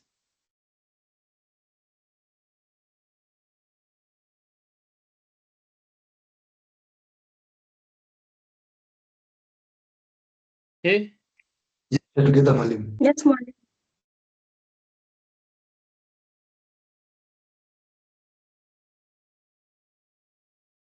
Madam, we can hear you. We're here.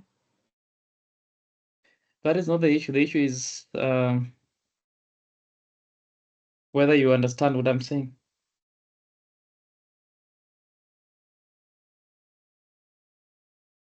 We're together.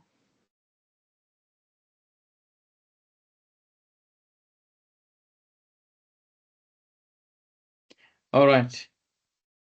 So now that we are together, that is the end of contentious probate, but but with exception to revocation of grant. I want us to discuss revocation of grant after we discuss the grant. So guys, I want you to understand one thing.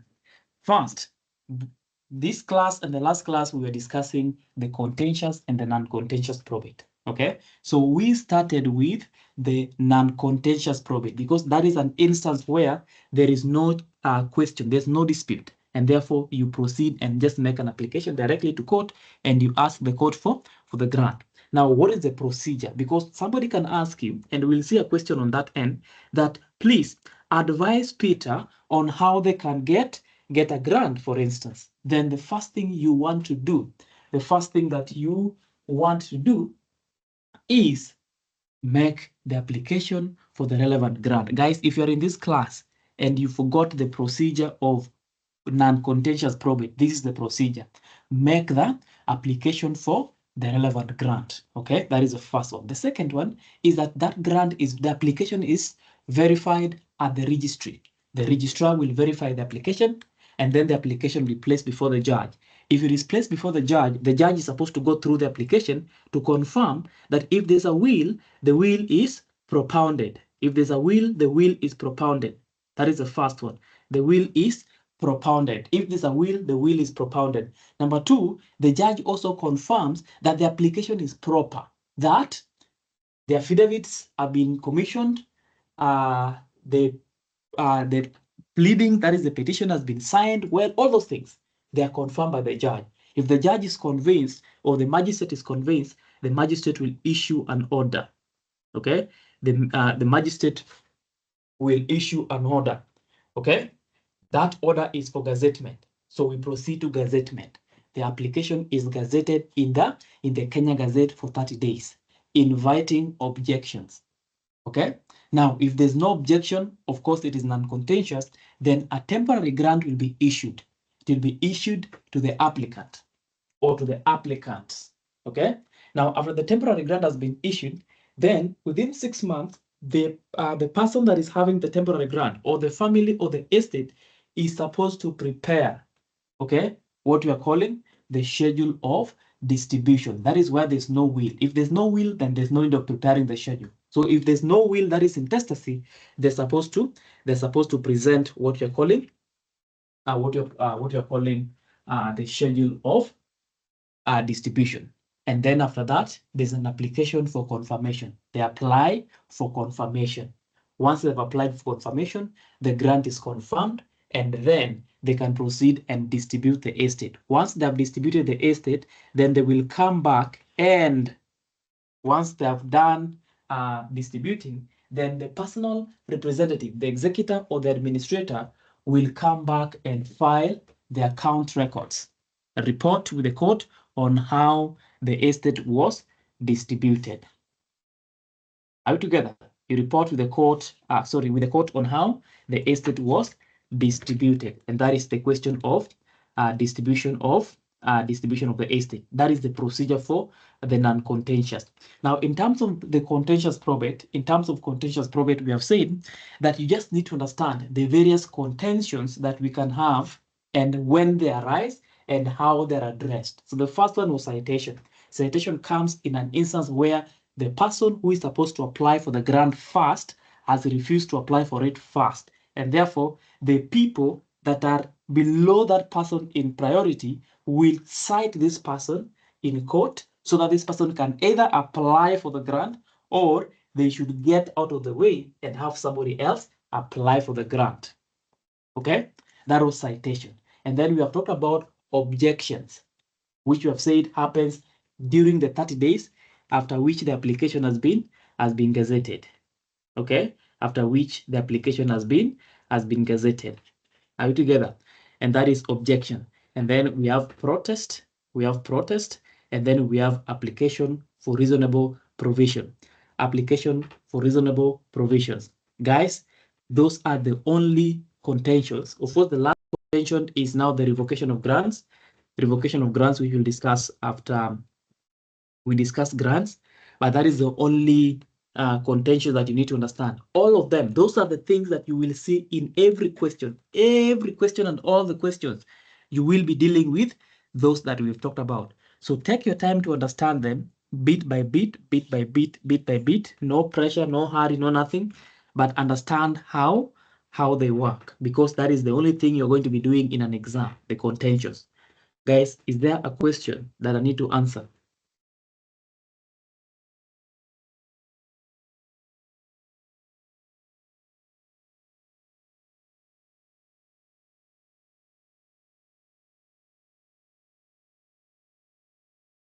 Joy, Warir. Yes, I wanted to ask, the protest is filed is a petition or an affidavit, or how is it? I've just said affidavit of protest. Did you hear me say that? Okay, thank you. It is an affidavit of protest. It is a standard form, a prescribed form called affidavit of protest. Okay? Yes. It is just a prescribed form. It's a prescribed form. Okay.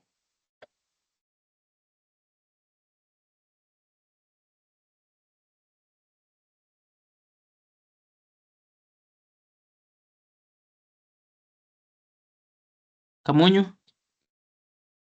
Yeah, thank you. When a person dies leaving behind a will, but still has outstanding debts,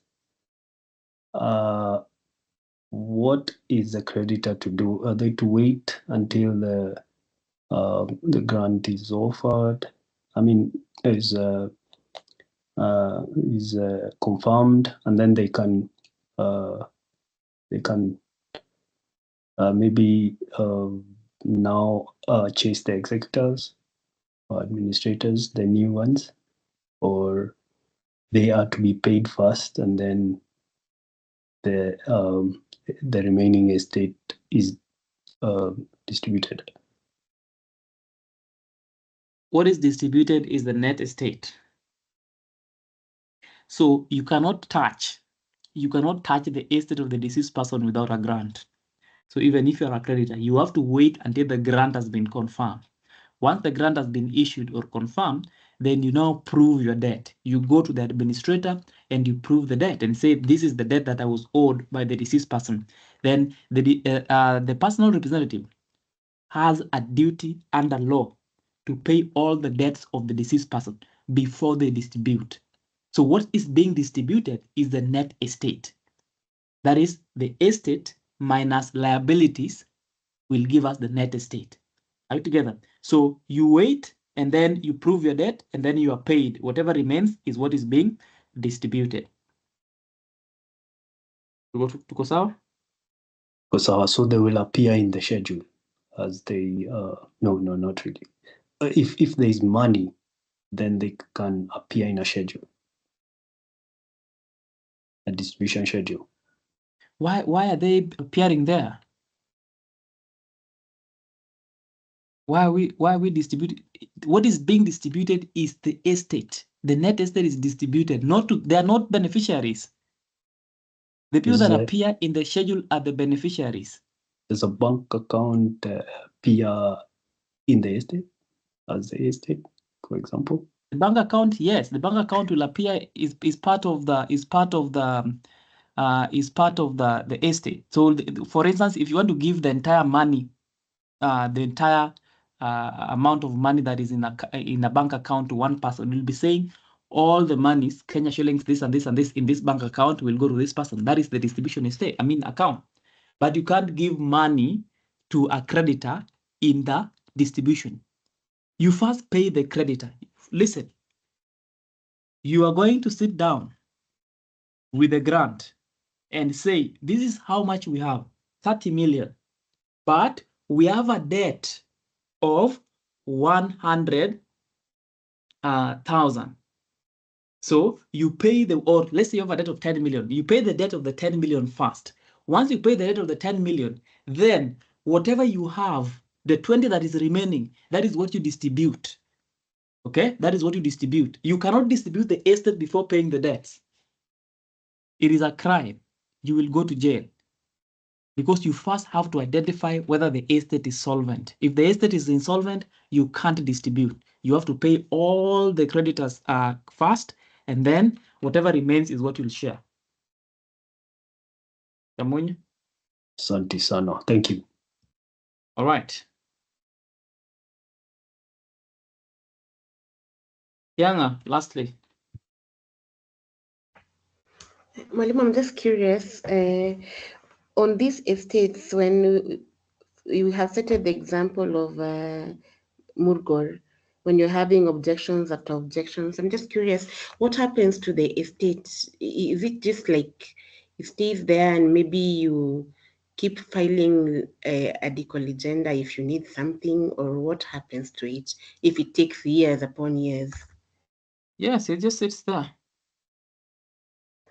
Yes, it will sit there, but of course, they will be squandering the estate. Of course, the squandering of the estate, whatever you have in your house or whatever, because Murgor's family, for instance, is a very big family. They have thousands and thousands of acres of land.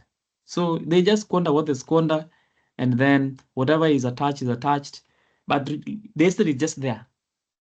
It is just there, but they'll be fighting. They'll be fighting because this family is taking this family is taking this, that family doesn't want to take this. So you get the point. Okay.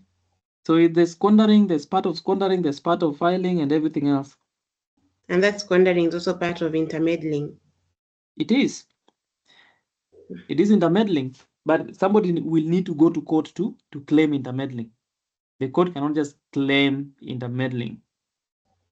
You have to go to court. Okay? Sawa. All right.